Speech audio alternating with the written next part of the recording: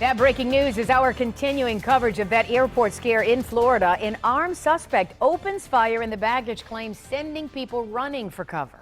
Among them, a Detroit family heading home from a cruise. You're going to hear from the mother who was forced to listen to that chaos in just a minute. But the terrifying moments unfolding this afternoon in a Terminal 2 of Fort Lauderdale Hollywood International Airport. The shooting sent hundreds of people scrambling out of the airport and right onto the tarmac. But not everyone would make it out alive. 5 people were killed, 8 others were injured in this. The shooter has been taken into custody and is now being questioned by police. The attack also being felt here in Michigan. Homeland Security stepping up its presence at Detroit Metro Airport. There are a lot of angles to this story, of course, and our team of reporters have been busy covering them all for you today. We begin with our Brianne Palmerini. She's live in our newsroom right now with the very latest developments for us. Brianne? Carolyn Curtis, that shooter now being identified as Esteban Santiago. He had been living in Anchorage, Alaska, and just last year had been honorably discharged from the Army National Guard. He was flying from Alaska, stopped in Minneapolis, then landed in Fort Lauderdale.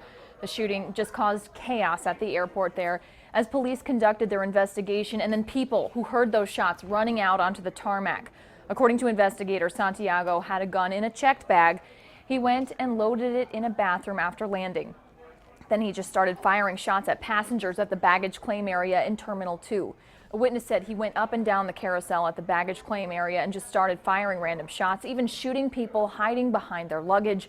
Witnesses call it just simply terrifying. At this point, investigators don't have any motive in this deadly shooting. Everybody started running out of Terminal 1, out of the rental car place. Some lady was yelling for help down in the garage, so I just ran, and here I am. The subject is being interviewed by a team of FBI agents and Broward Sheriff's Office homicide detectives. Again, no motive yet, but investigators say Santiago just threw the gun down after the shooting and then got on the ground and waited to be arrested. Live in the newsroom, Brianne Palmerini, 7 Action News. Just frightening. Thank you so much, Brianne. Right now, a Detroit family trapped at the airport in Fort Lauderdale following a cruise. Our Aaron Baskerville talked to a mother who was forced to listen to the frightening moments through the phone. Can't imagine. Aaron?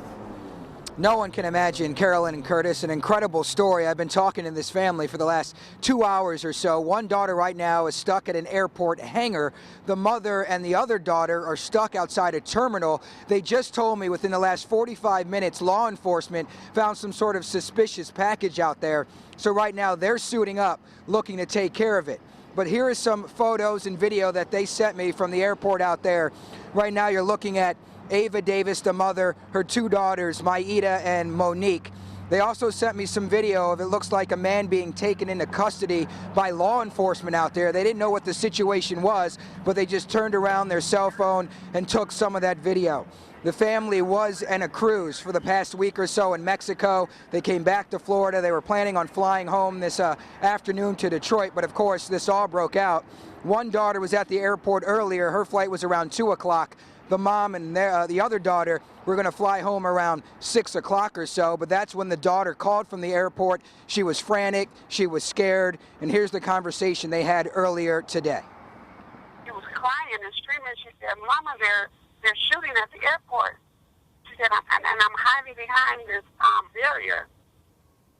So you could hear people screaming. I could hear the gunshots. I was frantic. My baby was here. What was going through your mind when you heard that on the other end? My heart was beating so hard. I was frantic.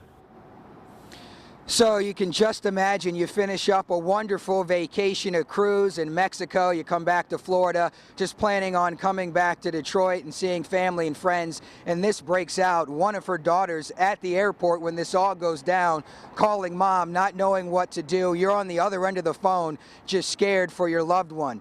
Thankfully, everybody is okay. They're planning on most likely getting a hotel tonight and coming back to Detroit sometime possibly tomorrow or the next day. Let's send it back to you guys in the studio. Absolutely chilling experience. Thank you very much, Aaron. Well, our Jonathan Carlson continues our Team 7 coverage now from Metro Airport. That is where passengers are seeing stepped up security tonight. Jonathan. Yeah, as that last flight out of Fort Lauderdale arrived, we greeted those passengers shortly after 2 o'clock this afternoon, and you could see the shock and relief on their faces. Their phones began ringing and buzzing as soon as that 757 landed here at Metro Airport, loved ones wanting to make sure that they were okay. Security heightened here. Homeland Security officers in bulletproof vests downstairs at baggage claim.